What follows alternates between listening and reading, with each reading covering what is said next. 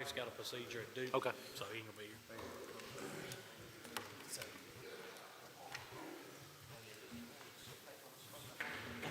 Yes, sir. Yeah. Whole packet. Yes, That's sir. your whole packet. Did you ever get yours off of email? That's the same thing.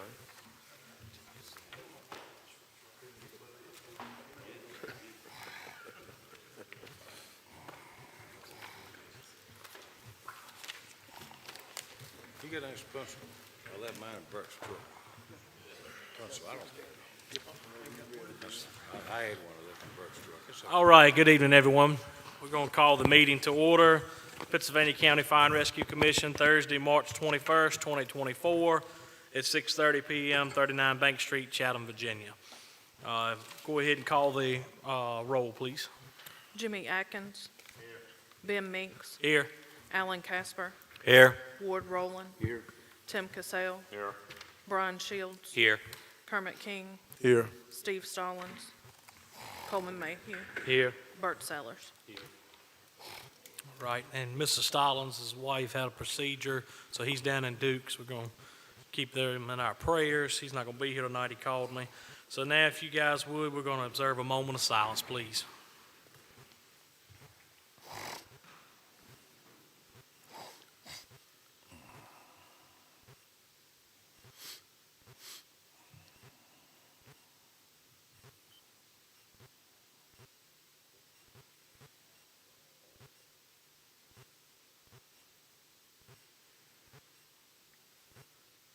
Thank y'all. If you would, please stand for the Pledge of Allegiance. Pledge allegiance to the flag of the United States of America, to the republic for which it stands, one nation, under God, indivisible, with liberty and justice for all.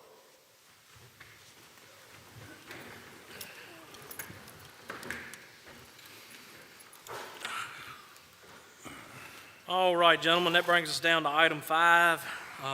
Any additions or revisions to our agenda?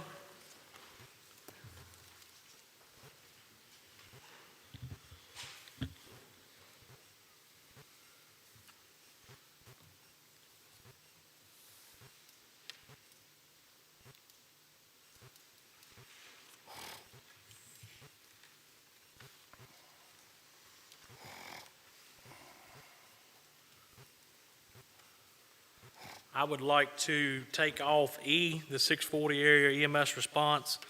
I believe the board has decided to put a truck there. They're in the process of talking about that with the board, so we're going to leave that decision up to them. So I'd like to remove item E, and I would like to add, so that'll move F up to E, and then at F, I would like to add a discussion on the proposed budget.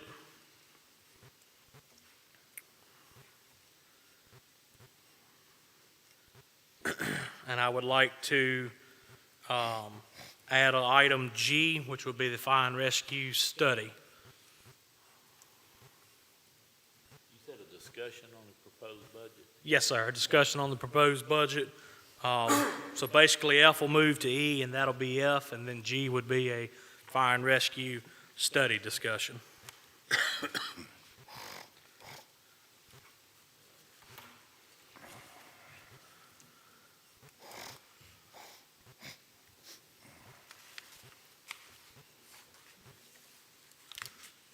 All right, any other revisions or additions to the agenda? All right, hearing none, I'll entertain a motion to accept these changes to the agenda. So moved. Okay, got a motion? Second. Got a second? Any discussion?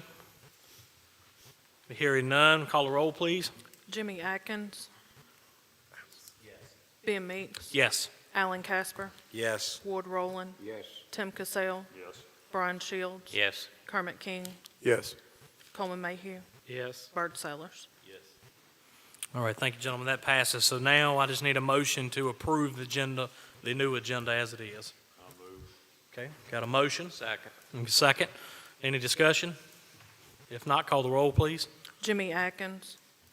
Ben Meeks. Yes. Alan Casper. Yes. Ward Rowland. Yes. Tim Cassell. Yes. Brian Shields. Yes. Kermit King. Yes. Coleman Mayhew, Yes. Burt Sellers. Yes. All right, thank y'all. That brings us down to minutes approval. If you guys would, take a look back to January's minutes. We didn't have enough to have a quorum last month, so we'll be going backwards to January.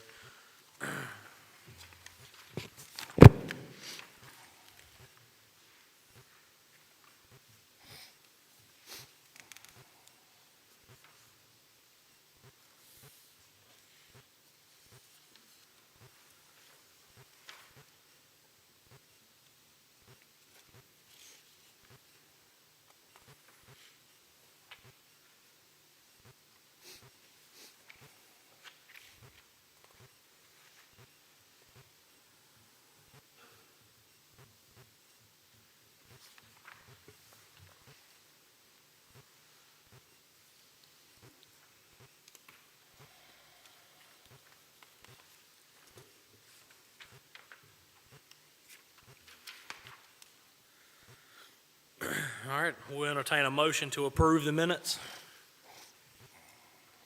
So moved. Okay, got a motion? Second. Got a second? Any discussion? Call a roll, please. Jimmy Atkins. Ben Meeks, Yes. Alan Casper, Yes. Ward Roland, Yes. Tim Cassell, Yes. Brian Shields. Yes. Kermit King, Yes. Coleman Mayhew, Yes. Burt Sellers. Thank you. If I understand correctly, from the director, Mark Bowery, with our insurance, not able to make it tonight, so we'll try to get him back on the agenda. He wanted to come and talk to you guys about our insurance on our fire and rescue service, so we'll catch him next time. All right, that brings us to hearing other citizens. Do we have anybody signed up? No, sir, no one signed up. All right, I'm not going to worry about reading the little skit. All right, that brings us down to item 10, fire and rescue reports. Chief Neal. Okay, how y'all doing? Good. Hey, I'd like to say, before we get started, welcome Jimmy Atkins. He's one of our members. He's just retired from the city of Danville. 25 years. I don't know how long you been at Ringo, 35, 40. Served as captain. He's got a well fire and rescue background, okay? So, and he's replacing, actually it's my brother-in-law, Jimmy Holly. And I just ask y'all to remember Jimmy in your prayers.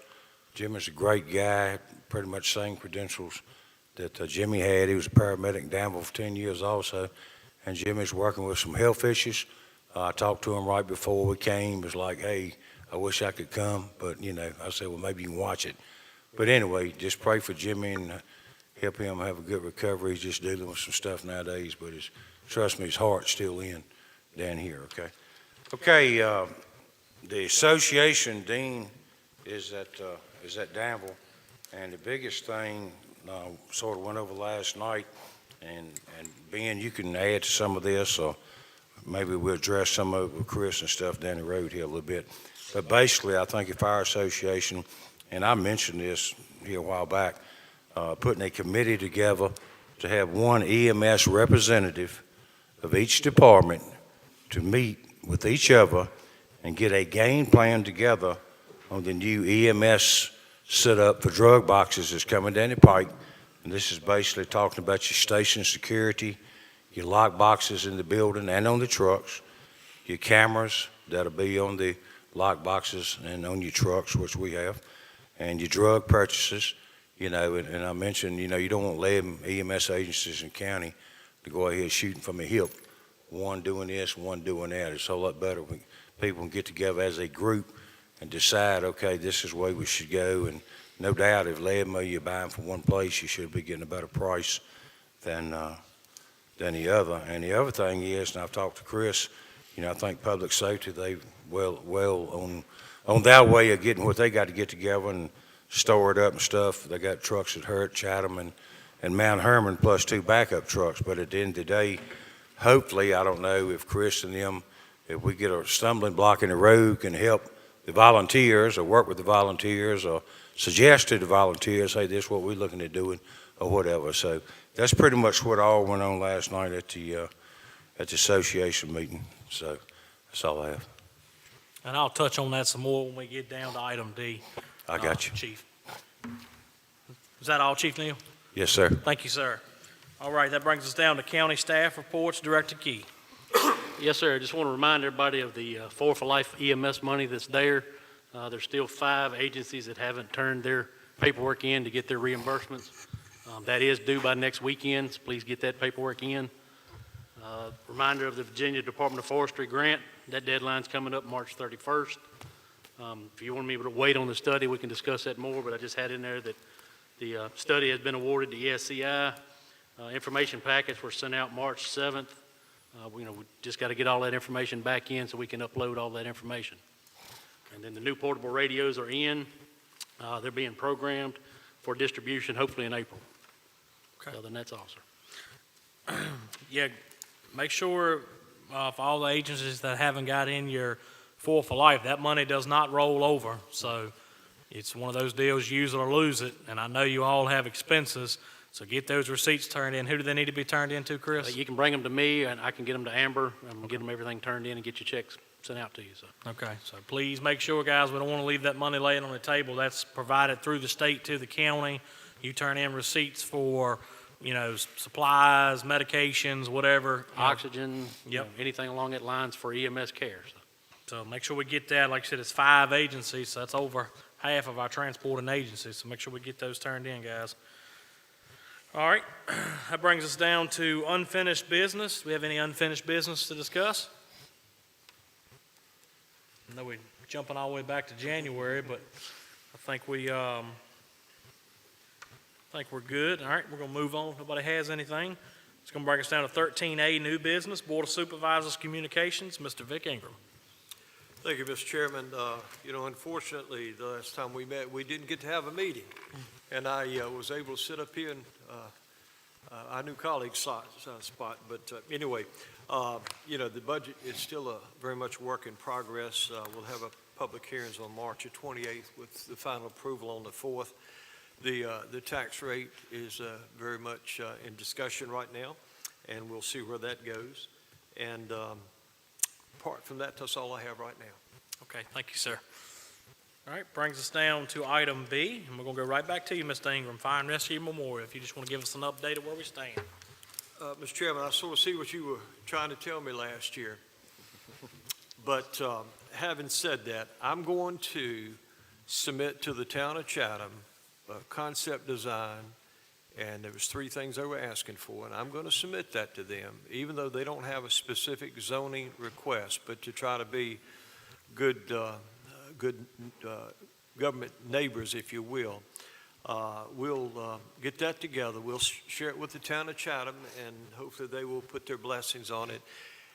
And then once that's done, come back to the board, and the board will say the spot that you have chosen is okay with us. So still a work in progress, but we'll make it. Okay. Thank you, sir. Thank you, sir. I know from serving on that committee and chairing it, it's that's quite the process. Anybody thinks it's easy, it's not. Getting all that approved. So, I'm a believer. Yes, Yeah. sir. so if you need any help, let us know. All right, it moves us down to recruitment and retention. Item C, 13C, Vice Chair King.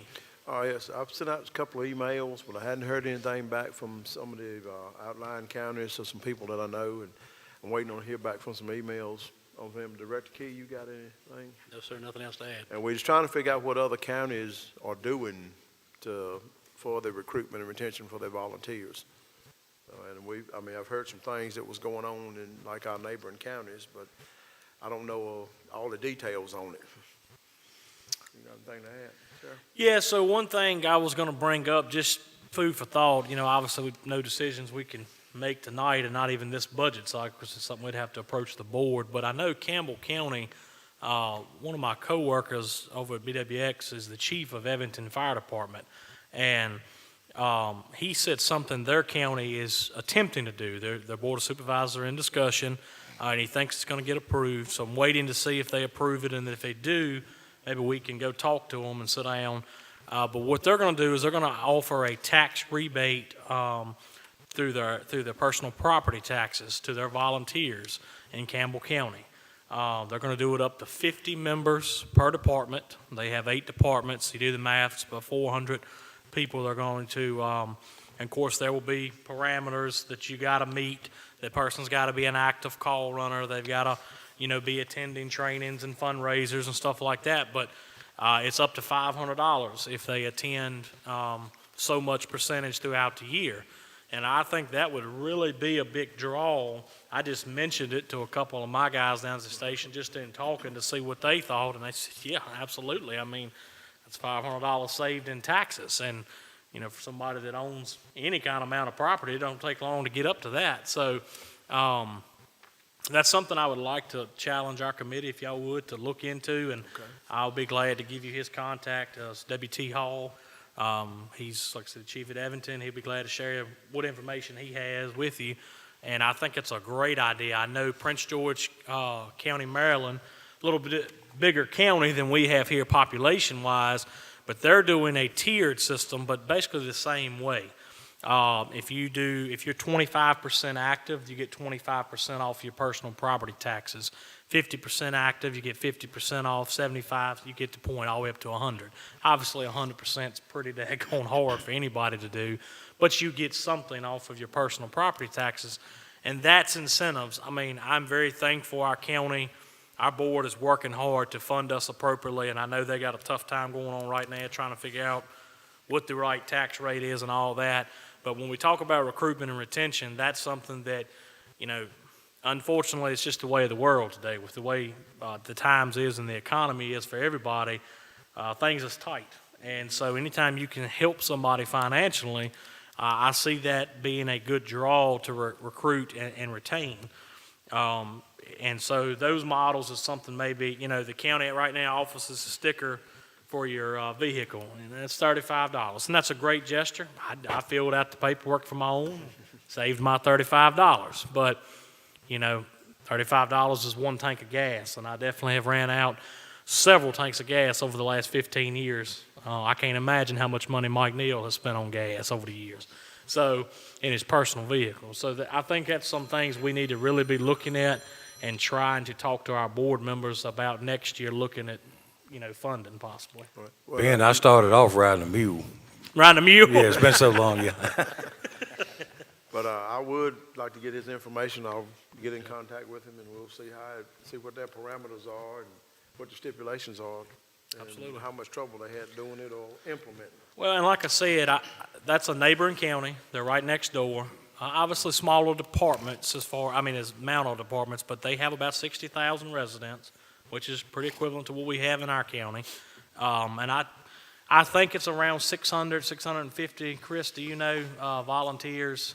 Yeah, you're pretty close on that, yeah. So, we got about 200, 250 more volunteers than they do, but obviously we have 21 stations and a lot bigger land mass. So, we may not be able to start at $500 because we got a little more people, but at least something, so. All right, any other discussion on the recruitment and retention? If you have anything, guys, please reach out to Vice Chair King. He is the chair in that committee, or Chris Key. He can get it to him. They'd be glad to take that information and take it back to their committee. All right, this brings us down to drug box changes. We're going to talk a little while, guys, on this because this is a pretty big deal that's going to affect all of our transporting agencies as well as our public safety. So as Chief Neal said, last night was a Fire and Rescue Association meeting. And I attended that meeting because I knew there was going to be some conversation on the drug boxes. And I was actually asked by the association to chair a committee that's going to get a representative from all of our 9 transporting agencies in the county together so we can collectively as one body brainstorm on exactly what we need to do to be in compliance so that we don't lose any transporting agency's ability to be, one, a transporting agency, and 2, to be an ALS agency. So what I'm asking is one representative from all 9 transport agencies, please get in touch with me. If you need my information, you can look it up on the county website or you can call Director Key so that I can get a name and a contact so we can sit down and set our first meeting. There was a lot of good discussion last night for those watching at home and the ones in the audience, and for you guys, just to get you up to par. Basically, we are the last state in the United States of America that does the drug box the way we do it, the way we exchange a drug box. So if I use a medication out of a drug box, and I transport to, Gretna Hospital, then I give them my old drug box with the report stating what I've done with the drugs, and then they seal it up and send it back to the pharmacy at the hospital to be refilled and put back into circulation, and they give me a new box, and I sign that out, and it's assigned to my truck. That's going away. Several reasons. One, the DEA wants better traceability from what they call birth of the drug, so when the drug essentially leaves the pharmacy till its death. So by death, when it gets wasted or used on a patient. And the hospitals want out of the game, basically. Now, I'm not going to put it all on the hospitals because they are trying to partner with us to help do a one-to-one exchange. We'll talk about it in a minute. But basically, they don't want to be responsible for it. The agencies themselves, and it's not really their choice. It's the FDA and the DEA both have mandated legislation that says we will do this. We knew this was coming. We just didn't know it was going to come as quick as it did. Some new FDA legislation this past year was passed, and that's what sped the process up. We got a letter in, was it February, Chris? Or January? January. Yeah. We got a letter in January sent out to all transporting agencies in the entire Commonwealth of Virginia that said there will be a changes coming. Drug boxes have to come off. You have to get in compliance. And basically, to get ready. Didn't really give us any direction, just said these changes are going to happen and you have to do it. March the 5th, we had a town hall meeting with Western Virginia EMS, which is the EMS council that is for our region, for our area, covers all the agencies in our county, and they gave us feedback on that meeting. And some of the notes from that meeting, just so you guys are aware, I want to review some of it to kind of let you know what we're up against. So currently, everybody was supposed to get a controlled substance license. That is gives you the legal ability for a Schedule 6 to house your irrigation, your normal salines, your fluids like that at your building. Any stock you have at your building that you rotate on your truck, you had to have a controlled substance license, which had requirements laid out. Well, now, since we are having to get all of the drugs ourselves, including the narcotics, you have to get a class or Schedule 2 through 5, and you still need the 6. So really, it's 2 through 6 to be able to be in compliance to house those drugs. We will not be able to be resupplied by the hospital. They are currently talking to, and I say they, the Western Virginia EMS Council and the State Office of EMS, to the hospitals in our region, so Centra, Sova, who else am I missing?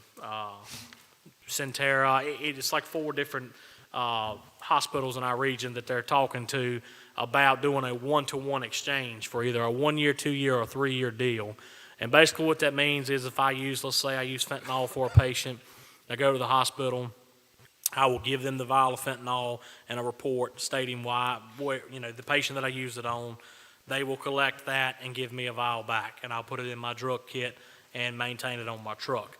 But that is just a temporary solution. We still have to get the controlled substance license and a DEA license for any drugs that you're going to store at your building to be compliant. And they basically said don't rely on that because the hospitals could say, no, we're not going to do it. It's up to the hospitals to do if they decide they want to do the one-to-one.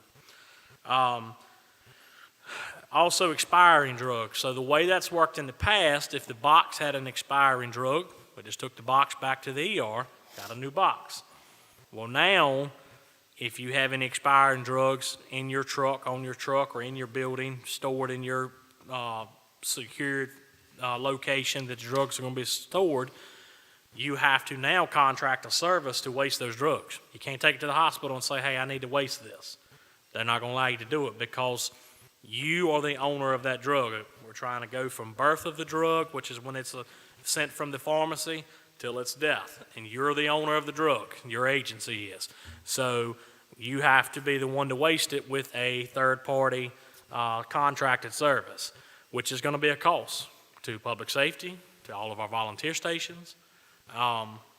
Also, these licenses cost.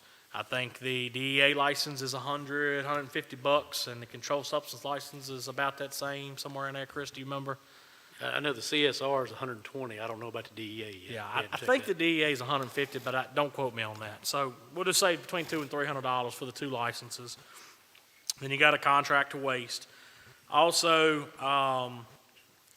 let's see here. You have to have, so in order to house these narcotics, you have to have a camera system in your room where you're going to store your drugs. You have to have an alarm system, so basically some sort of monitoring, and it has to be monitored 24/7. So basically, it can't be, an alarm goes off, but nobody comes. It has to be hooked up to an actual 24/7 monitored service, like, ADT or something. I'm just throwing that out there, but there's plenty out there. Or Simply Safe, that's another one comes to mind, just big ticket ones. But it has to be monitored so that if somebody accesses that room that's not supposed to, then basically the law enforcement's on the way. You get notified and they're on the way. You have to have some sort of system to track the medication. So you can't just stick them in a room and say, there's fentanyl sitting on the shelf, guys, y'all get it when you need it. No, it has to be securely locked up with only certain people allowed to access it, and it has to be traced in and out. Who's got the drugs at all times? So I've been doing some research, and we're going to obviously talk about this with our committee. But just to give you guys some examples, it looks like a vending machine. But this is basically an example of one type of system.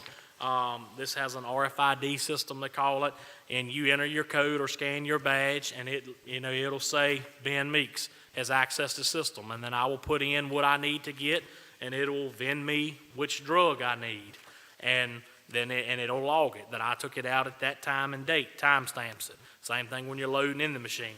Just to give you guys an example, this machine is $9,862.50.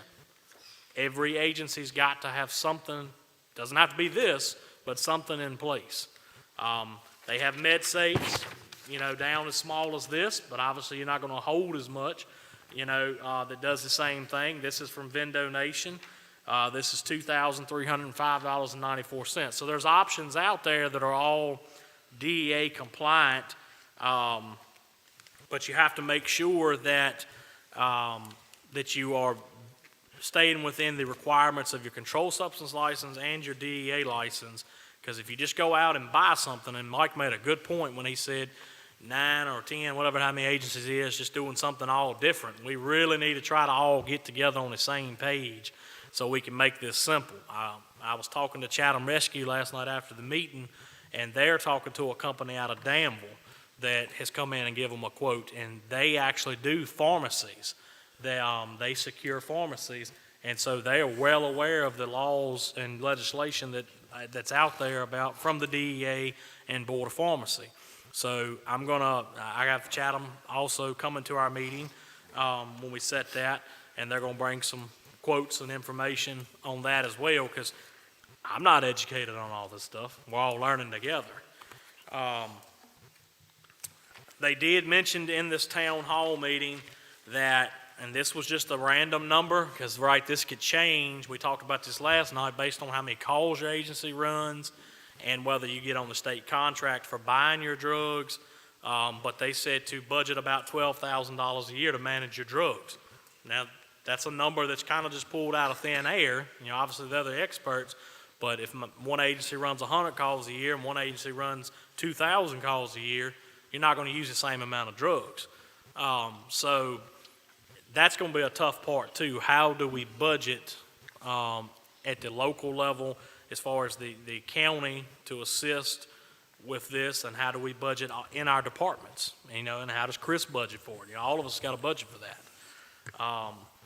And Mike, if you got something, I've seen you grabbing your mic. Anytime you want to butt in, I'm just giving you information that I've got and trying to make you guys aware so we can have conversation. Because when we get to the end of this, y'all be thinking, I'm going to ask one of you to sit on this committee with me.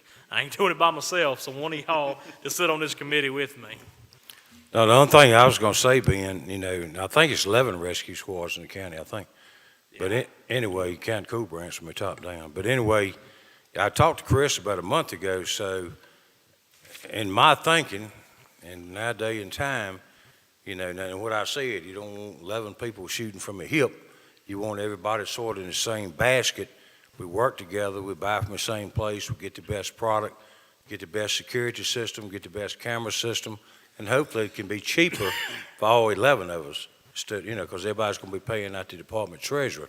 Now, on the other side of the fence, I know Chris and them been working on, we run about 25 ambulances in the county between 11 agencies, and we got medic 1, 2, and 3 in the county primary that run, and I know he's in the process of getting his stuff set up and getting his trucks. So, you know, I'm thinking, I mean, you know, it's like we said, on them trucks, you got one service, you know, one volunteer and one service, work together and blah, blah, blah. So I don't know how far along in the process Chris got, but I think it would be good, I would assume, that he or they would have some involvement to help us take the right first step anyway into what we're looking at. I mean, you got 11 different agencies trying to take a step, and you know, y'all the public safety in the county, I would think some of the stuff that you're going to try to do would be good for us to try to do if it's the right way to go.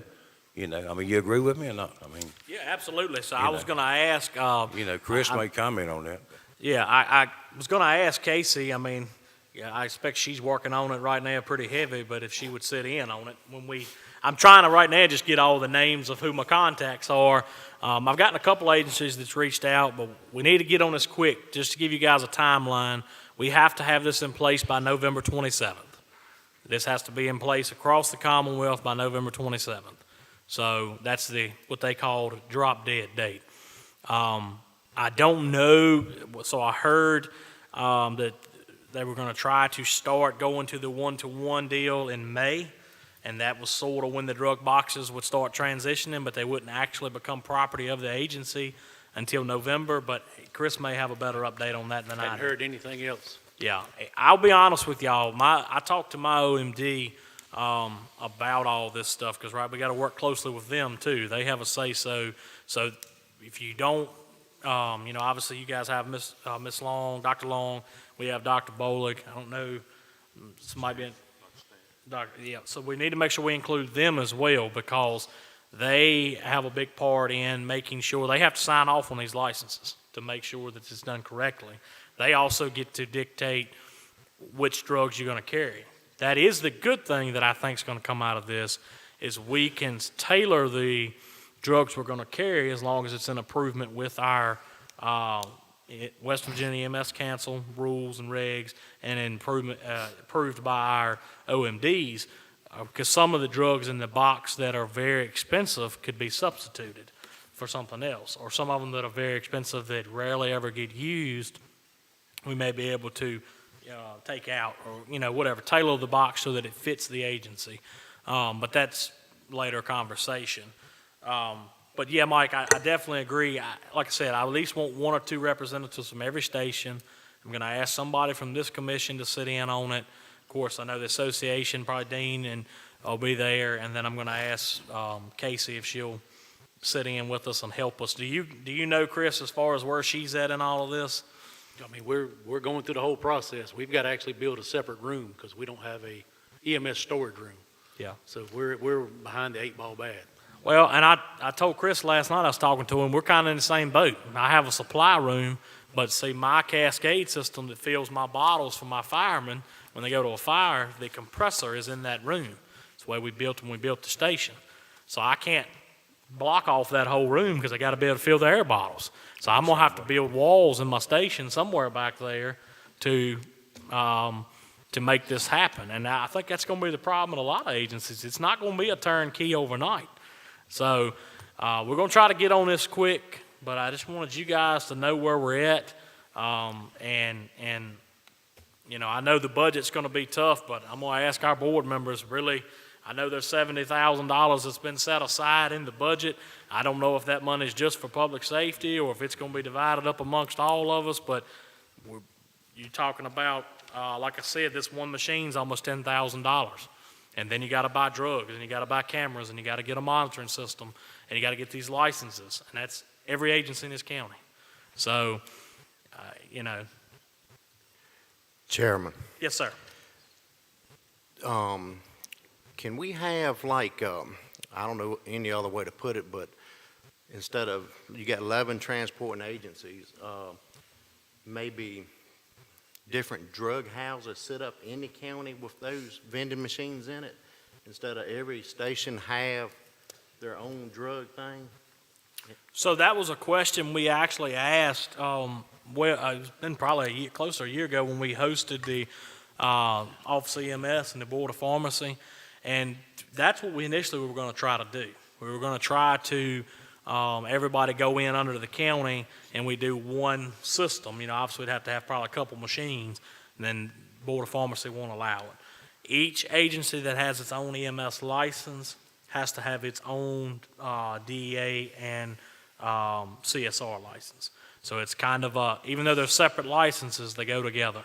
So if you're a licensed agency, you have to have your own system. The other problem with that is we have different OMDs. You would have to have the same OMD.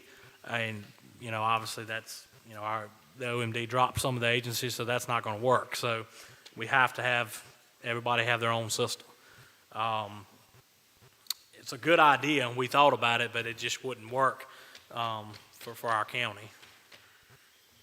Is it any stipulations on the construction type of the room, or, I mean, is it ordinary construction, or just has to be reinforced with something, or? So no types of construction. It's just got to be a room that obviously is closed off, that has a some sort of key card access that it tracks when you access the door, a camera in there, and then some sort of tracking machine, Pyxis device, Vendonation machine, whatever. There's thousands, pick your flavor, what you want out there, that tracks which drug and who's accessing the drug. Because basically it's all about accountability. And the other kicker to this is it has to be someone over the program at each agency that can give that drug. So example, if you're going to give ketamine, you have to be an intermediate or a paramedic in the state of Virginia to give ketamine. So you would have to have somebody at that level. If you're going to keep that drug in your drug box, somebody at that level has to be the one that signs, basically saying they're going to oversee this. Now, I did ask it because the association brought it up last night, and I know Dean and Chris talked about it some, and we were hoping the insurance gentleman was going to be here tonight because I was going to ask him, but he wasn't able to make it. But I know some people is worried about that. Some of the agencies said, hey, I got people that can do it, but they don't want to put their name on that dotted line because if something happens, they don't want to be the ones put in jail, you know, and they were just trying to help and manage the program. But we have insurance that covers them. And according to what we was told last night, there has been no one that has been, you know, over the program and had issues, and that individual itself was you know, sued or jailed or whatever. You know, obviously our insurance would protect us on that, but that is definitely something we need some clear clarification on from VFIS, because you got people that's going to say, I'm not signing that until you can show it to me that I'm protected. So any questions or comments? I can't promise I'd answer them, but between me and Chris and Mike and a few of us, we can try. Do I have any takers on wanting to serve on this committee that I've been asked to form with all the transport agencies in the county?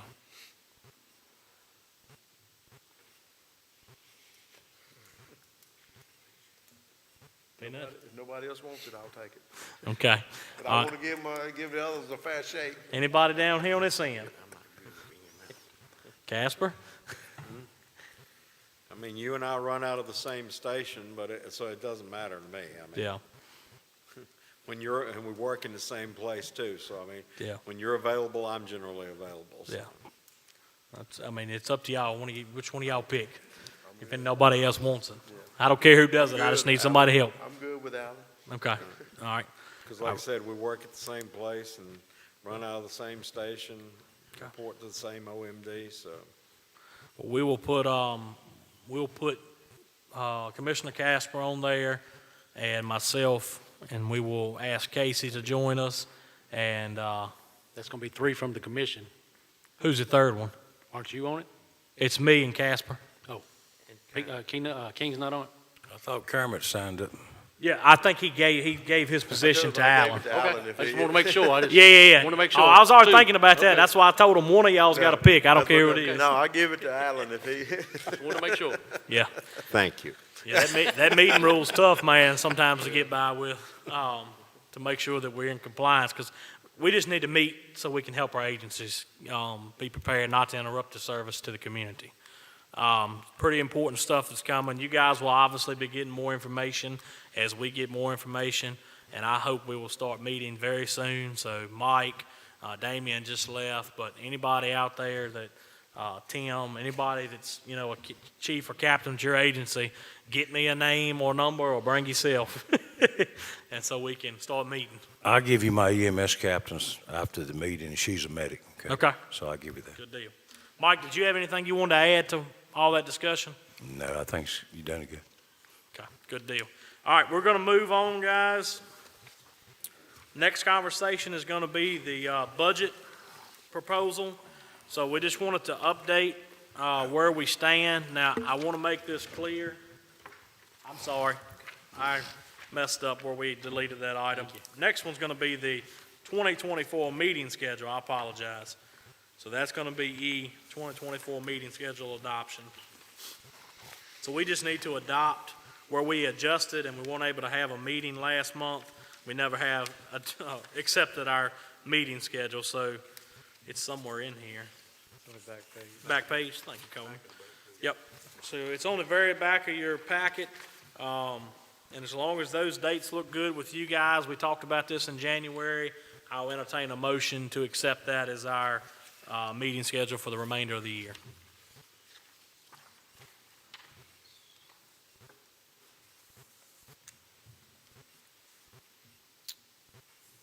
I'll make a motion that we accept this as our meeting schedule for the remainder of the year 2024. Okay, do I have a second? Got a second right here. Any discussion on the motion? If not, call the roll, please. Jimmy Atkins. Yes. Ben Meeks. Yes. Alan Casper. Yes. Ward Rowland. Yes. Tim Cassell. Yes. Brian Shields. Yes. Kermit King. Yes. Coleman Mayhew. Yes. Bert Sellers. All right, thank you, gentlemen. Sorry about that. That was just a little bit of business we needed to finish up. All right, now it's going to bring us to the budget. All right, so I just want to clarify, because I got a couple board members in here, and they'll start throwing stuff at me. This is just the proposed budget. Obviously, they haven't even set the tax rate, and that's up to those gentlemen to decide what they've got to do, and don't want to be in their shoes, but I appreciate what they do. But I'm just going to go over what's proposed at this point, because you all had a hand in helping make the budget request, and this is what was proposed to be funded and not proposed. So obviously, the 100 portable radios is in the budget to be funded at $180,000, which was a $40,000 increase. The capital for our fire apparatus, that's 2 engines a year we do, or tankers, we asked for $50,000. They were able to compromise at $25,000 for the proposed budget, so that's $25,000 additional to each vehicle. So that'll be funded at $225,000 per vehicle. The ambulance replacement, so currently we have a point system we go by for the volunteers to be eligible to request the capital funding. They come to the association and then this body, and as long as they meet the points, then we do a recommendation to the board to receive the capital. We asked for a $50,000 increase to that. Again, they compromised at $25,000 increase, so that brought it in at $150,000 per vehicle. All of that is currently proposed to be funded. The insurance, the raise is $35,000 there. We got to have our insurance. That is what it is. I look for that to stay. We got to have our insurance. So that'll bring that to $350,000 total. The base funding, we asked for a 20% increase. It's additional $169,600. That will take each agency's base from $26,500 to $31,800. And that is currently proposed to be funded. The EMS response supplement, so we currently pay $25 per call to EMS agencies to help replace supplies and equipment. We asked to move that to $50. They were able to not fund that right now, so that was taken out of the request. The fire response supplement, same deal. That was a new item we added. just as an additional, try to get some money for the fire departments. It's $15 a call, but that was cut from the budget currently, from the proposed budget. The EMS contracts, at this time, and again, this could change, but it's a really good thing if it does end up staying. The contracts, we got to take care of our equipment, and most agencies are doing a good job with that, but that's a lot of cost associated with that. And the county, we all sat down and come up with a number, and currently it is proposed to fund it at $212,800. That'll cover your EKG monitors, your stretchers, your power load systems in your ambulances, and your Lucas CPR devices. And if you guys have had to work on any of that stuff recently, it's expensive. The last stretcher I had to fix was $8,900. It's expensive. Now, how about anything on the fire side? We didn't put any of that in for us, aerial testing, pump testing, hose testing, ladder testing. Yes, I was getting ready Is to that get. in there? Okay. Yeah, I was getting ready to get to that, Mike. So I the got you. fire service contracts, we asked for an additional $179,000. Some of it they're proposing to fund, some of it they're not proposing to fund. So the funded is at $48,000. The aerials was cut, the hose testing and maintenance was cut, the ground ladder testing and maintenance was cut. What was proposed to be funded was the SCBA compressor testing and maintenance, and our pump testing and maintenance, which will be on all the engines and tankers and whatnot. So that comes out to $48,000. So that's Okay, so you do have pump testing, right? yes, sir. Pump testing Okay, and your SCBA compressors. right. And then training. Training is very important. They were able to. We asked for a $5,000 increase. That brings us to $65,000 in our training budget. That's proposed to be funded. And then the SOT team asked for a $15,000 CIP fund and $10,000 in training, and that is not funded. So I'm hoping we can get our SOT team rejuvenated and maybe get some funding maybe next year. But again, I just wanted to review those numbers with you guys to keep y'all up to date. The board is currently working on figuring out what they're going to set the rate at, and then that'll determine probably what they're able to fund. So that's where we're at. Do not go home and say that this is what we're getting, because that may not be true, but that's what's proposed. All right. That brings us down to any questions on the budget. We have Vic here. He can try to answer any questions, concerns on the budget. Okay, thank y'all. All right, that brings us down to the fire and rescue study discussion. So I wanted to add this, there's been a little bit of people having hard times, and Mike, you chime in when you're ready, with this fire and rescue study on exactly all the information. And I know last night a lot of it was covered in the association meeting, which was good. But we have the fire and rescue study out, and they have asked for a bunch of data, from everything from logos and images of your agencies, to call data, response time goals, your staffing, all your trucks information, that good stuff. All of that's due by when, Chris? April 5th. April 5th. What it is they won't start the study until all this data is put in, and then it's a 4-month study. Okay. So I just wanted to bring it up to discuss it.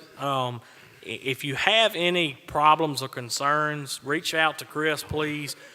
He said last night, he indicated there were some concerns, that he'll be glad to help you. They worked on it for a while, trying to figure out how to make it simpler. I will say it's not a really friendly zip drive the way it was sent out, but Chris didn't make that. That's not his fault. But I'm trying to go through it, but I'm not the most technically advanced, so don't ask me to do a lot of that stuff. But I know it's several agencies that are struggling to make sure they get the right information, and we want to get all the correct information for everybody, because it's very important that they have all the data. So please reach out to Chris if you have any problems, and he can try to get you a resolution. Mike, did you have anything you wanted to add or ask about? No, from the past studies we've had, basically looked at your equipment, your area, training records, all that's normal, your type trucks, your pump size, your tank size, age of your truck, you're grading them 1 to 5 here, 1 being excellent, 5 being the worst. To me, in here, it's just a whole lot of stuff. They want logos and images and organizational charts and, of course, policy and procedures. response times, daily staffing. I mean, we volunteer. I can't tell you how many people's gonna be sitting on my ladder truck tomorrow, and stuff like that. I mean, some stuff, in my opinion, is good, some is bad, but I put some of it together. There's one, there's two, there's three, and here's four. So I'm gonna find me a couple, these young boys are good in computers, maybe a Philadelphia lawyer, and we'll try to figure it out. But don't, if I can call Chris, okay? But it is a whole lot of information. So, Chris, one question on the staffing. Obviously, some of us staff EMS people during the day at our volunteer stations, but when it comes to the fire side, we're all volunteers in the county. How are we supposed to, I know the average of people I have that runs calls on a daily, weekly, I could break it all the way down because we keep up with it. I'm sure most agencies do, who's running calls and how many's running calls, but what are we supposed to put there? Do we put zero? We're answering the calls, but If it's volunteer, and that's what's responding, you just got to put it as volunteer. okay, You got paid staff, then you put whatever your daily paid staffing is. okay. This there's just no included right or- fire or EMS? This is fire, right?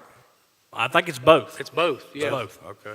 So all your vehicles, you should be putting on there also, so. Yeah, But I can if do you that. are, if somebody, I just want to clarify, if somebody is there on stipend as well, and technically they're staffing for the day, you would include that in your staffing numbers, correct? Yeah, I would, Right. yeah. Yeah, Because, so- if that's the way it's set up at your station, you just need to put in there that whatever it's, they pull a 4-hour shift for a stipend, or maybe an 8-hour shift, 12-hour shift.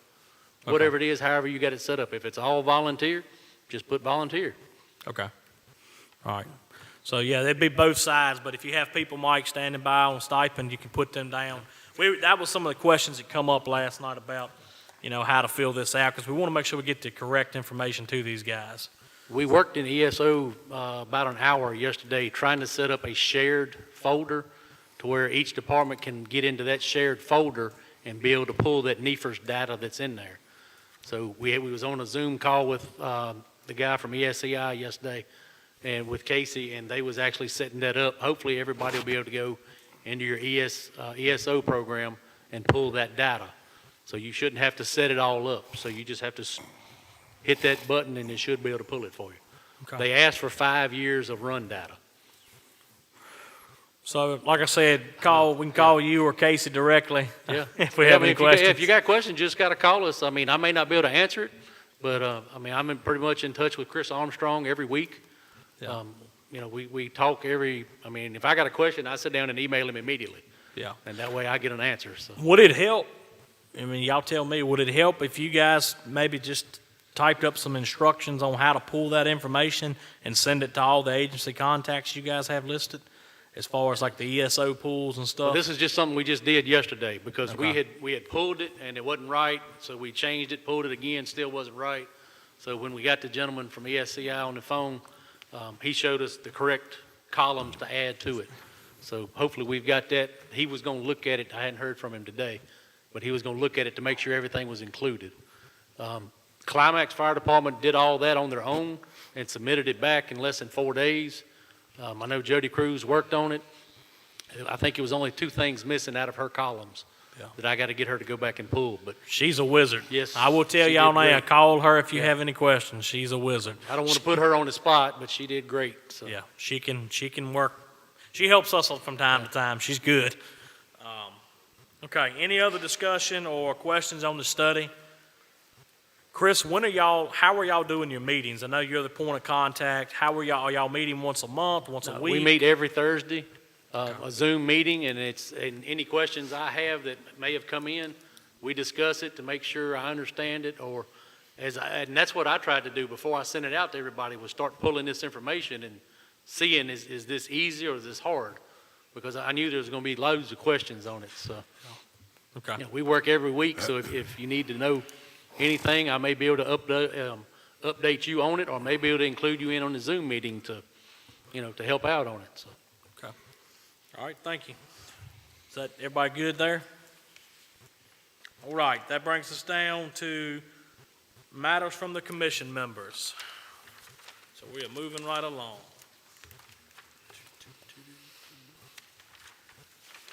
All right, let's start over here with Chief Neal. I don't know. I don't want to say too much and end up in jail. There's one thing I'm gonna bring up that I guess has been a sore thumb on people for about 3 years. You know, and we had an ex-county administrator you had, and then some of your board of supervisors, and then some got defeated and put new ones on, some got sick and had to leave. Put some new ones on, then we had another election, we got some new ones this time.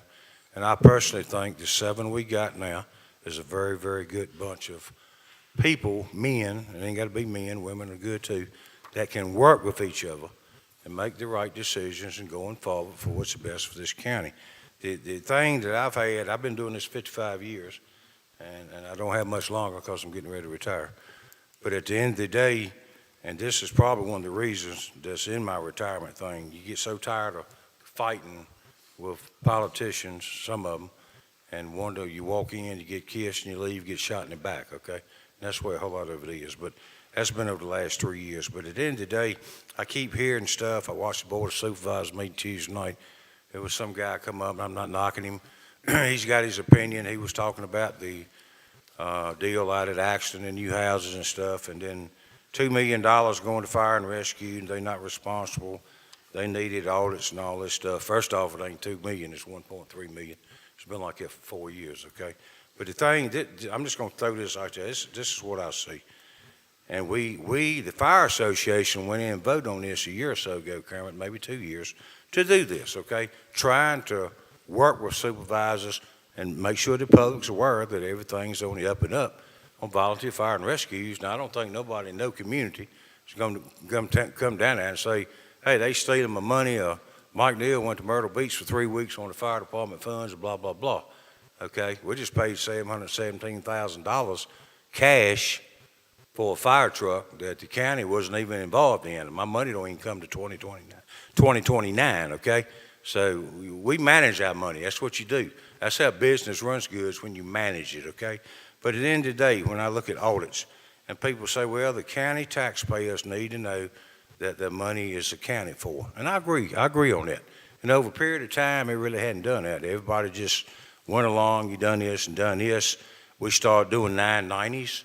A 990 is anybody in the community, city, Danville, whatever, can go over and look at Ringo, or Blair's, or Gretna, or Tunstall, whatever who, and see that 990. I have a professional CPA, Wilkerson Associates, and some of the other of y'all do, up on Piney Forest. He does our books, okay? He does them once a year. I got a very, very good treasurer who's bonded and secretary at Lakewood Church. Been done that for forever, okay? This girl's off a chain. So she does our books, handle our books. I got 11 board of directors. They manage our department, okay? I got people from financial institutions, insurance institutions, construction companies, businessmen, and some of them are mixed with our people. That's why you got a board of directors. That's why we meet. That's why she puts out a financial statement at every meeting, and our people look at it, and they say, we vote just like we vote here. Any changes to the treasurer's report, anything you see messed up, and you go for it from there, okay? So we have that. We have a board of directors. We have a fire chief. We have officers, okay, that are accountable for what goes in the community. And what the community puts in our thing, and everybody else around it. We bring a lot of money outside of Ringo, trust me, in Ringo Fire Department's treasurer. So at the end of the day, you know, I keep hearing saying the county taxpayers. So I don't have a problem with that. But I just want to read this right quick, and I'll shut my mouth. So the bottom line is fire and EMS get a year budget from July 1st to June the 30th, okay? We don't run from, you know, day 1 to day 31 in December. Our budget starts July 1st, and it goes through June the 30th, okay? So that's the budget right there. Our county board of supervisors adopt and give us some money for this and this. We've talked about some of them tonight, CIP funding, this and this and this, and they put it in a budget for each department. Most of your departments get a certain amount of money based on the calls you run, okay? Some of us are fire only, some of us are fire and EMS. So it's about 16,000+ calls a year in the county that your volunteers are running in this county, okay? So at the end of the day, it's 4 major items that are directly billed to Pittsylvania County, okay?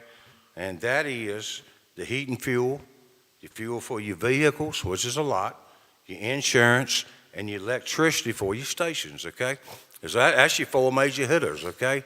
So for example, if Ringo, say, we was right around, say I was gonna get $90,000 last year, with the first budget handout in August, after July 1st comes, when August gets here, they hand you your first check. You get 3 checks a year, okay? My check is about half what it usually would be, is 50% of what I'm gonna get, but, and it's a smart thing for the county to do, they hold out a projected amount that Ringo is gonna use for heating fuel, fuel for the vehicles, insurance, and electricity for our stations. They hold that out in the first payout. And that's a smart thing to do, okay? Now let's get it clear.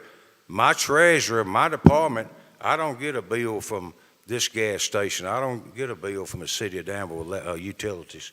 I don't get a bill from people who bring my heating fuel and the insurance company. All of that is billed to Pennsylvania County, okay? It's billed to the county. And it goes up at the county administrator's building, central purchasing. You got great people up there. Robin Dalton just retired. I think you mentioned Amber, great girl. I've been up there twice with my Four for Life and stuff in the last 2 weeks. Kim Vanderhyde, all of them up there, great bunch of people, okay, with the county administrator in his office. They pay this direct. Now, we get a copy of it at the end of the month or whenever they send them out. Hey, last month we paid $2,136 for your fuel bill, okay? So they are accountable of paying it, not us. They are accountable. So I can't question them people. I mean, they're hired by the county handles a whole lot of that. All right, the second thing is, after they pay all that, we'll get our 3 checks, and if you run 70% of your calls, you get your last check, okay? So, bottom line, I think I'm just going to use a figure of 52, okay? $52,000 for a year. That's what we got basically in cash last year, okay? So the Fire Association we meet every month, and 2 years ago we said, hey, it was so much back and forth, do away with the audit. Well, they need to do the audit. You got 1 or 2 people speak up and this and that about the audit, said, we will volunteer. We want to audit ourselves so the county will know where all the money went, okay? So we voted, and Chris Key has the sheets, right? You pass them out last year, you know, in categories on where we spent our money, right? Okay, so I got the sheet, and we had to turn it in. It was after June, maybe about the first week in July, you know, give you time to get the bills through the end of June. So if I had $52,000, I took the sheet over out to public safety, I give it to Chris Key, and that's what the rest of the departments do, and it's got in there categories: EMS supplies, maintenance, payment on trucks, turnout gear, this. It's broke down about 8 categories. So what we done is I had my treasurer put a separate box aside July 1st, and she throws all the bills she pays and a copy of the council check where she paid it, okay? So when we got to $53,000 on the stuff that you did ask for, then we put it together, we filled it out, took about 4 hours, brought it to you, and on all these paper lines, just for example, Joe Blow's car service, $6,000 maintenance on an ambulance. Check number 1202, paid to Joe Blow's car service. Here it is. That's accountability. You need to see it. I can show you the invoice check. Here's the invoice. We done it for $53,000, and that's what the county give me. The rest of the money the county give me, the great bunch of people we have in the administrator's building, they paid the bills, okay? So they credible. They're 100% credibility. So we showed every dime Pennsylvania County give us, okay, each department, and plus you can go to the administrator's building, see what they paid you for items I just showed you. Now, taking a step forward, somebody mentioned, well, some state money you get, and we don't get a lot of state money, but you mentioned a little while ago, you got Four for Life money, which comes through the state EMS. It was like $5,600 this year, and ATL money, which comes from the fire programs. Is that right, Chris? That's state money. But they don't just go out here and hand it out. They send it to Pennsylvania County, okay? They send X amount of dollars to Pennsylvania County, state money, EMS, state money, fire, okay? And this year, so I don't care if you run 50 calls or 500 calls on fire side, Everybody got, what, $12,100 and some dollars, I want to think. Somewhere close to that, Yeah, and the Four for Life money is about $5,600. That's for the lead and rescue squads. And I think maybe first responders get some. They don't? Okay. The transports get $5,600. And I just told you, I was over here twice last week. Same thing they send out. You got a category, you break it down. We bought a fire truck. We just wrote a check to pay for it, $455,000, okay? So I took my $455,000 check. I got a copy of Pierce's bill. I got a copy of the truck. I even run a copy of the title. I brought it over here, and I gave it to Amber. I said, okay, here's where I used my $12,106 last year to buy fire equipment with, and here it is. That's everything, 100% accounted for. Chris looks at it, proves it. He has to approve it. He approves it. They send us the money. Same thing on the Four for Life money. I had $8,000 and some worth of medical supplies. That was just a tip of the iceberg. And we put that on there. I didn't need to show but 56. I showed my checks. I showed my invoices, all that, copies of the check, bring them over here, give them to Amber. He looks at them. He accounts for it. So that's your state money, your county taxpayers' money. You got 990s right there. And even go one step farther, you got companies around here, the JT Minimold Trust Company, Trust Foundation, great bunch of people.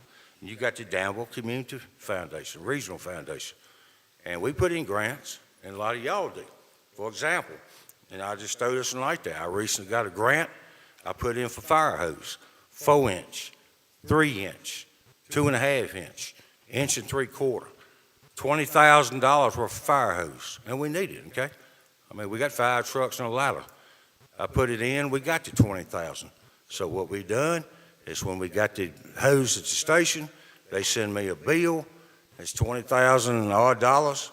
We write a check for it, run a copy of the check, run a copy of the invoice. The Minimall sends you a $20,000 check. We mail it back in to Mr. Fred Webb and his good people at the JT Minimall Trust. And there's your proof. Well, you spent it, you bought it, and you spent it. So, you know, I don't know.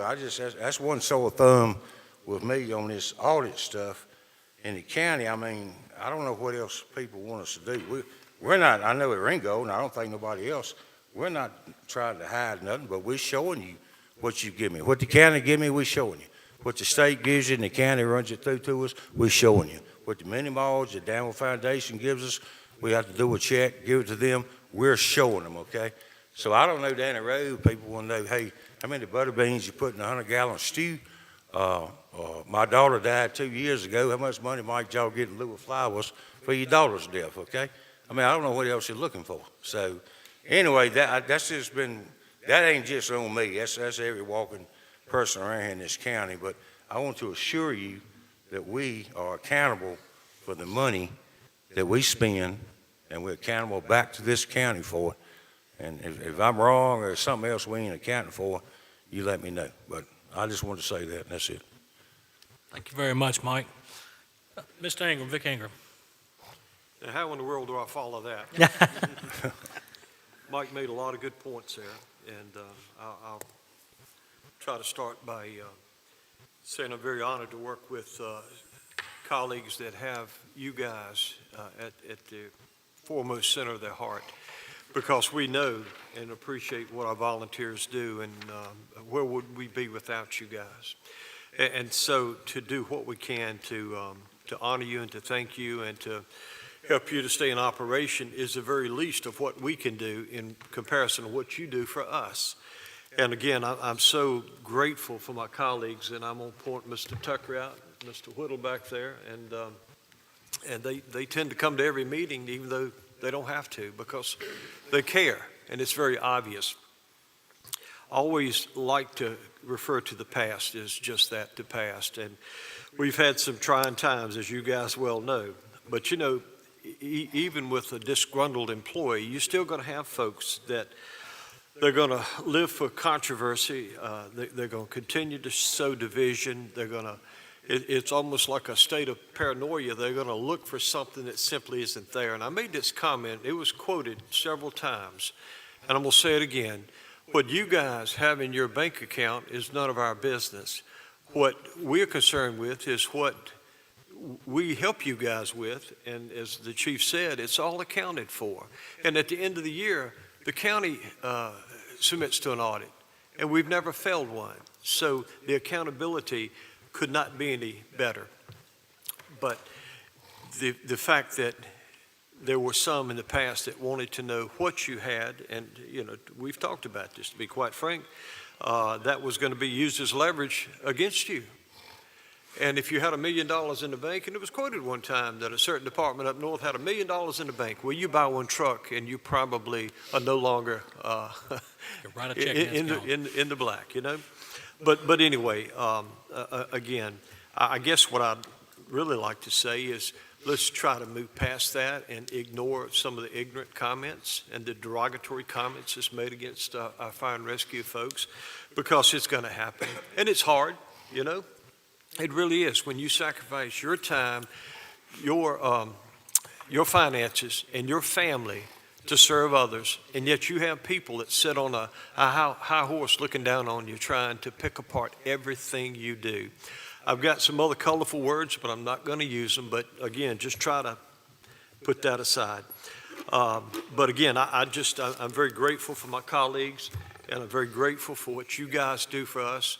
And if you've never had a situation where you was on your back looking up at somebody from a rescue squad, you probably can't relate. But I've had that view several times through the years, and I'm very grateful. And I'm honored to be part of this commission. Thank you so much for what you do for us. Thank you, Mr. Ingram. We appreciate those words.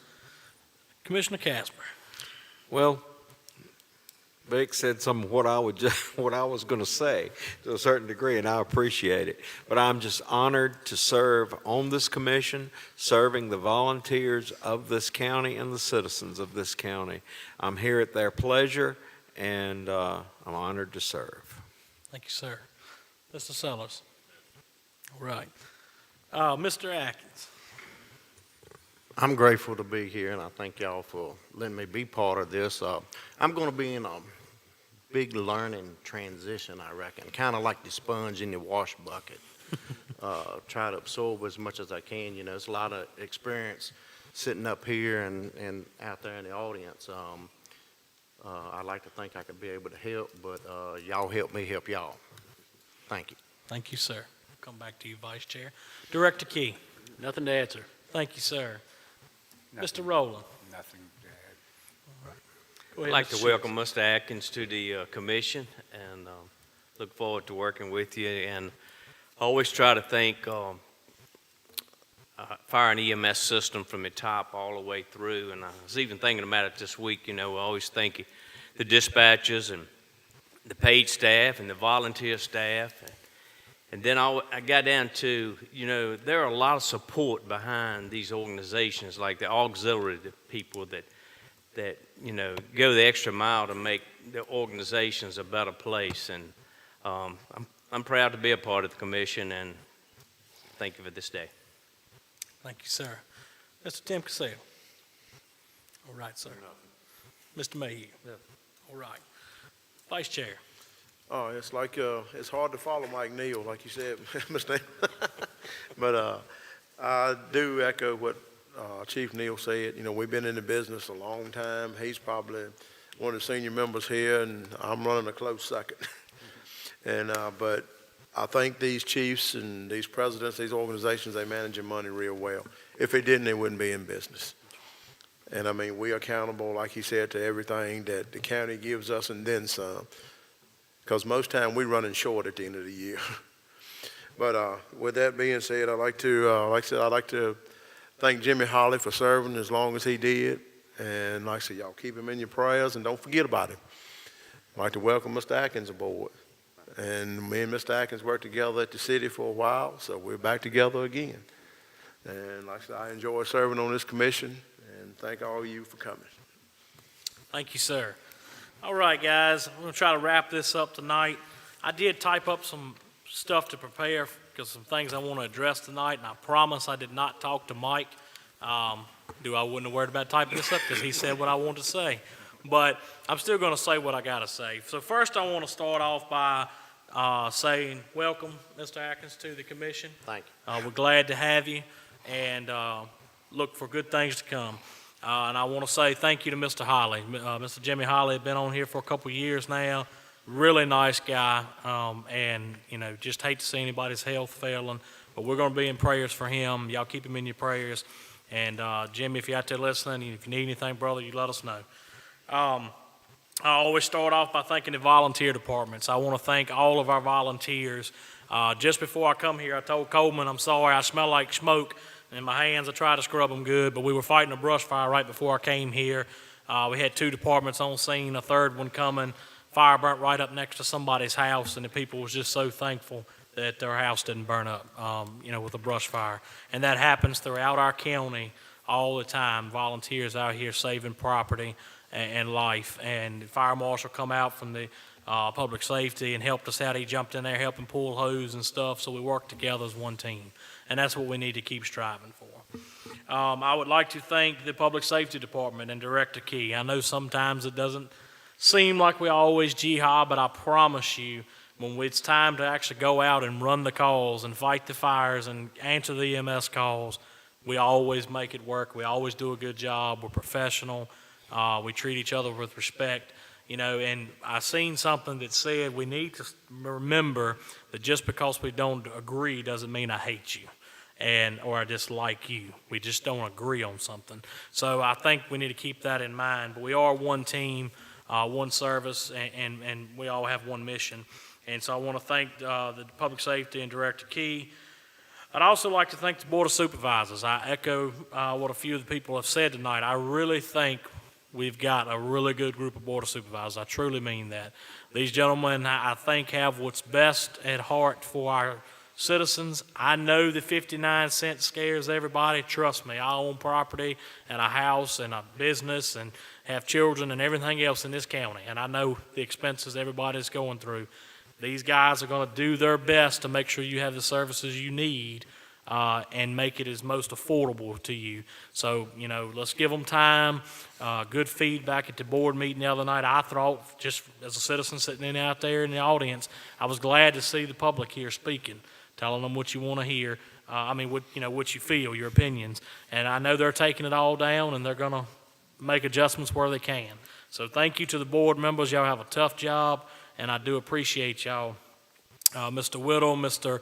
Tucker, and of course Vic, all 3 is here. So again, keep up the good work, gentlemen. And Stuart Terrell as well, our county administrator. He's working hard, trying to make all these pieces come together. So thank you to him. Talking about, Mr. Shields brought it up, and it was a good point. It's so much behind the scenes other than just running the calls that goes on at these volunteer stations all over the county. It's amazing. This past Saturday, we had a cash drawdown at our fire department in Gretna, and we done a spaghetti dinner with it. And we raised over $13,000 that one day. I had ladies that come up there from 2 churches, Greenfield Baptist and Somerset Baptist, and donated their time, donated baked goods.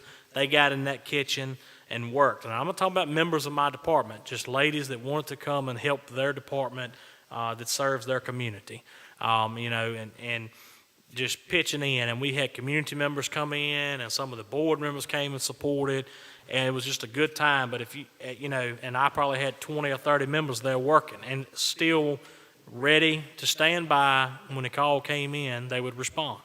And so it's amazing how much behind the scenes it takes just to make these departments work. So I really appreciate the community that supports these volunteer stations, because they could not do it without you.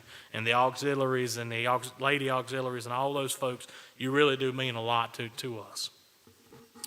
I want to thank Blair's Fire Department for inviting me to their banquet this past month. It was a very nice banquet. Congratulations to everyone that was there.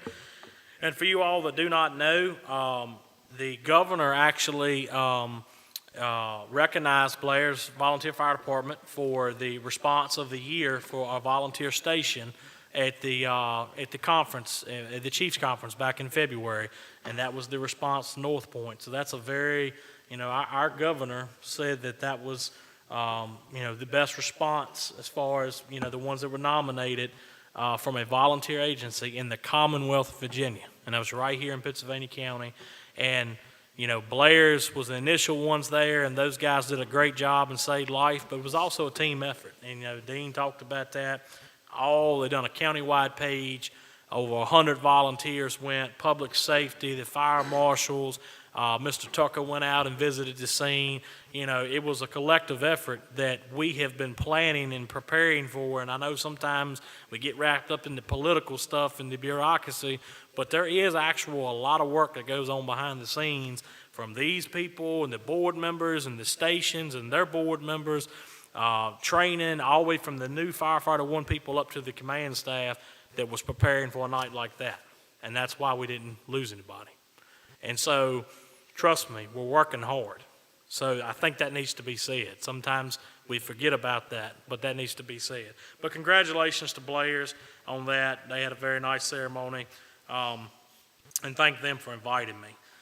I also want to thank all of our commissioners, and I'm going to get to all that here in a minute, but I had a couple questions, and like I said, I didn't talk to Mike, but I still hear some concerns about accountability, and I really wanted to take some time tonight just to maybe put that to rest or ease the minds of our citizens, if any of them. Number one, you can contact any of us at these volunteer stations, and we'll be glad to sit down with you and let you look at our books. 990s is a public document, just so everybody understands. But I had some questions I wanted to ask the director, because that's who we report our stuff to. And Chris, I'm not putting you on the spot. You'll know all these answers. But each agency is required per the service agreement to turn in a 990. Is that correct, sir? Yes, sir. Okay. And each agency turned in a 990 for this past year. Is that correct? Yes, sir. And then the county requires an income and expense report, so that's the tax dollars that the board allots us and that you guys send to us when we meet our 70% as defined. So that means we run 70% of our calls that we were dispatched to, and then we get our check for our money. We have to give a report back to Chris at the end of the year of where that money was spent and how. Is that correct, sir? Yeah, it's called an expenditure report. Expenditure report, okay. Yes, sir. And did everybody turn in one of those? Yes, sir. Okay. As far as the 4 for Life money, and again, I know, Mike, I'm beating this horse, but I'm trying to show the public here something.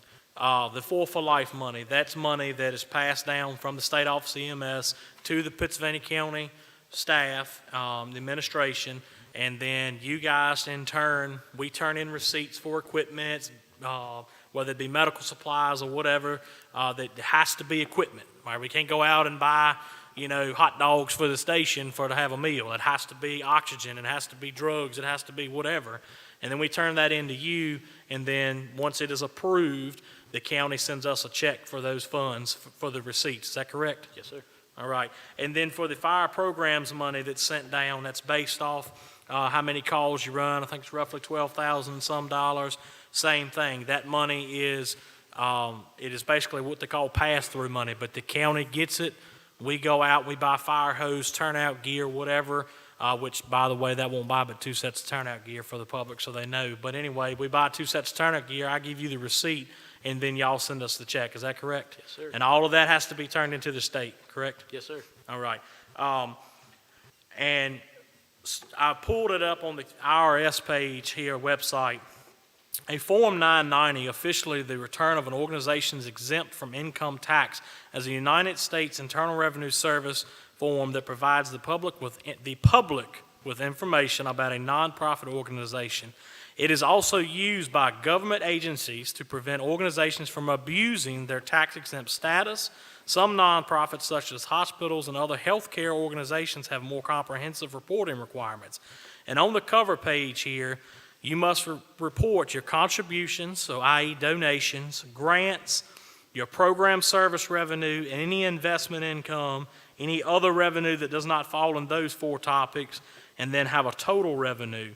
You must put in the grants and similar amounts paid, so any kind of grants you paid for, benefits paid for to the members, salaries, other compensation, employees' benefits like we staff, some career MS, professional fundraising, total fundraising expenses, other expenses, total expenses, and then your revenue, and you have to report your total assets, total liabilities, your net assets, and fund balances. And all of this, they equate into it your depreciation of your equipment and your buildings. It's a 37-page comprehensive document. That's on the IRS website. I encourage you guys to take a look at it. So that's what it's there for, guys. It's 100% accounted for. This commission and the association decided a year and a half ago, for accountability for our citizens, that any tax dollar that was sent to an agency would have to be showed on that expenditure sheet, where and how it was spent, and that you had to turn in this 990 of any money that the agency has, how they got it, and where it was spent. And all that has to go to Chris before we get our funding from the county. Is that correct, sir? Yes, sir. So that's my point. I'm not trying to beat this horse, but I'm trying to give you the facts. So if you want facts, call the county. Don't call Ben Meeks, don't call Mike Neal. Call the county and ask them to see it for you. Do whatever you got to do, and you will see that it's all accounted for. So that brings me down to the commission. Guys, I just wanted to talk to y'all a little bit tonight. We all work to better fire and rescue, and I wrote these comments down because I wanted to make sure what I was saying sounded correct. We all work hard up here to have a better fire and rescue system in this county. And I appreciate the time that you all take out to keep the community's needs at the front of your minds and make the best decisions with the information we have so that we pass along good recommendations to our board.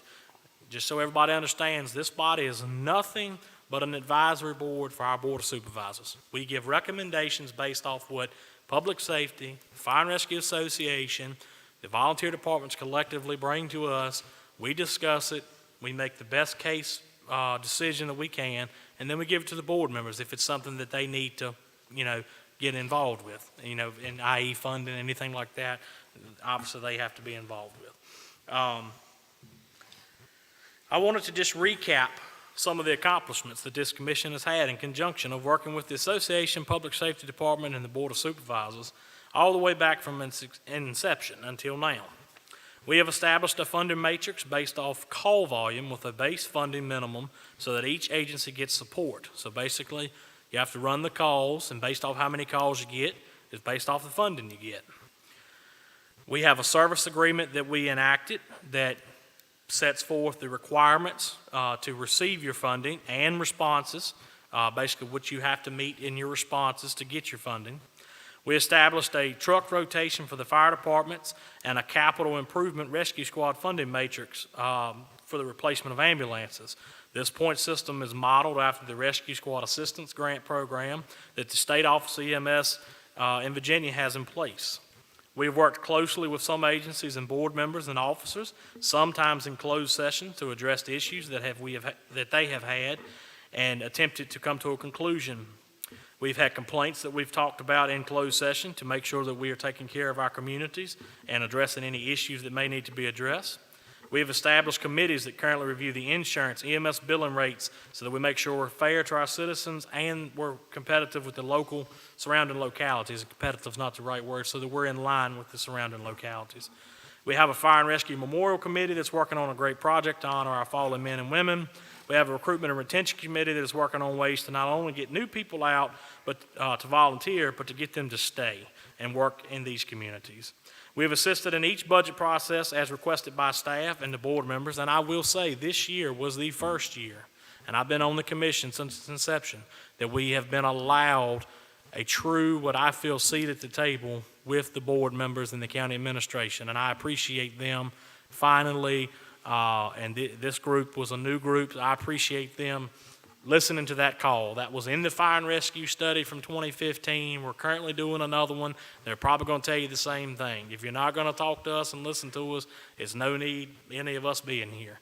So I appreciate them taking our opinions and looking at it. Let's see here. We have hosted the State Office of EMS and the West Virginia EMS Council to assist in understanding the controlled substance license requirements and i.e. we just made this new committee, which we're going to try to tackle this thing, but we will prevail. We always do.